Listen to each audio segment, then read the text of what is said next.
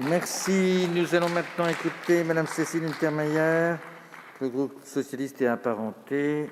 Elle sera la dernière à s'exprimer dans... Merci, Monsieur le Président.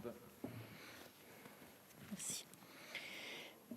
Monsieur le Président, Madame la Ministre, Mesdames, Messieurs les rapporteurs et rapporteurs spéciaux, mes chers collègues, en propos liminaire, je constate une légère augmentation donc des crédits alloués à la mission Administration générale et territoriale de l'État.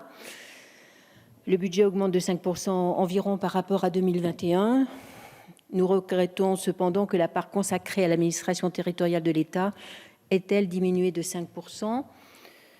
Je n'évoquerai quasiment que la question de l'administration générale, sachant que dans le cadre des amendements, ma collègue Marietta Caramanli évoquera la question de la sécurité. Je ferai 3 observations. La première, un des objectifs de la mission est d'assurer la présence et la continuité de l'État sur l'ensemble du territoire de la République. C'est un objectif essentiel qui impose un effort constant et amplifié. Nous le partageons et c'est la raison pour laquelle nous ne voterons pas contre ce budget. Le schéma d'une vaste mutualisation de la gestion des fonctions et moyens étatiques n'est pas nouveau. Il se concrétise avec la création des secrétariats généraux communs départementaux, une mutualisation qui entendrait mettre fin à la baisse systématique des effectifs, la stabilisation des effectifs pour la 2e année consécutive après que 1300 emplois aient été supprimés entre 2016 et 2018 est indispensable. Cette sanctuarisation est bienvenue. Elle intervient, je dirais, à la limite de l'effondrement des services de l'État dans le département. L'État n'est pas assez présent sur nos territoires, le ressenti est très fort. Et à ce propos, il y a une véritable difficulté d'accès aux préfectures et sous-préfectures, par tous, y compris les étrangers, cela a été dit. Les maisons France Service, dont nous saluons la création, ne sont pas là pour remplir le rôle des sous-préfectures en termes de services de proximité dans leur dimension régalienne. Dire qu'il n'y a plus de public et donc d'accueil pour les sous-préfectures, comme j'ai pu l'entendre, parce qu'il n'y a plus de titres, que ceux-ci sont dématérialisés, c'est méconnaître la réalité de terrain.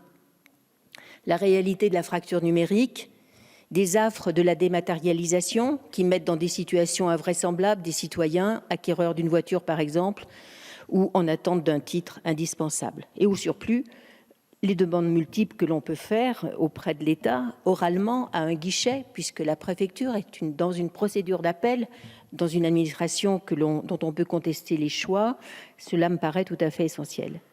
Et les grilles de ces bâtiments sont fermées désormais, faute de personnel. Alors que la devise républicaine, liberté, égalité, fraternité, qui apparaît au sommet, invite justement à l'accueil citoyen. Ces fermetures font renoncer beaucoup de nos concitoyens et ajoutent à ce fort sentiment de relégation et d'insécurité ressenti dans nos campagnes. La charge du présentiel revient finalement aux communes dont le personnel ne peut absorber et n'a pas les compétences pour toutes les requêtes. Je ne vous fais pas le procès de cette situation, c'est un héritage. Mais nous ne devons pas être les héritiers de cet héritage et au contraire travailler à son amélioration. Renforcer dans nos campagnes les services de l'État est également essentiel sur le plan technique. Pourquoi ne pas transférer une partie d'ailleurs des services des finances publiques au sein des locaux des préfectures et des sous-préfectures et les faire ainsi rejoindre une grande maison des services de l'État? Nous essayons d'y travailler dans ma circonscription. Ma deuxième observation, c'est sur la modernisation de l'action publique par la numérisation, qui est une évidence, mais qui ne peut se faire sans prendre en compte la fracture numérique et le souci d'un soutien aux démarches administratives en présentiel. 27% des Français n'ont pas d'accès à Internet, 33% sont mal à l'aise avec cet outil.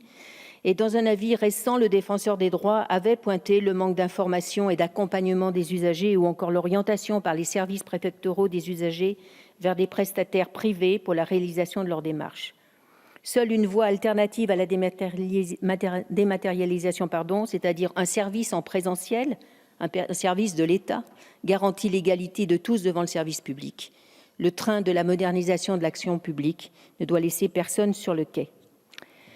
En 15 ans, la zone gendarmerie compte 2000 équivalents temps plein en moins et 2 millions d'habitants en plus. L'exode urbain est désormais une réalité. Fort opportunément, la gendarmerie veille désormais au maillage du territoire et là où jusqu'à hier on parlait regroupement, désormais on évoque le maintien des brigades. C'est une très bonne évolution. C'est un combat que j'avais mené depuis plusieurs années. Je vous remercie de cette politique de proximité.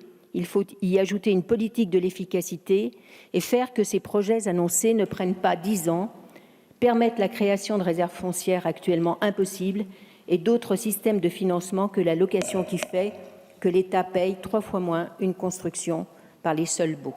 Je vous remercie. Merci, ma chère collègue.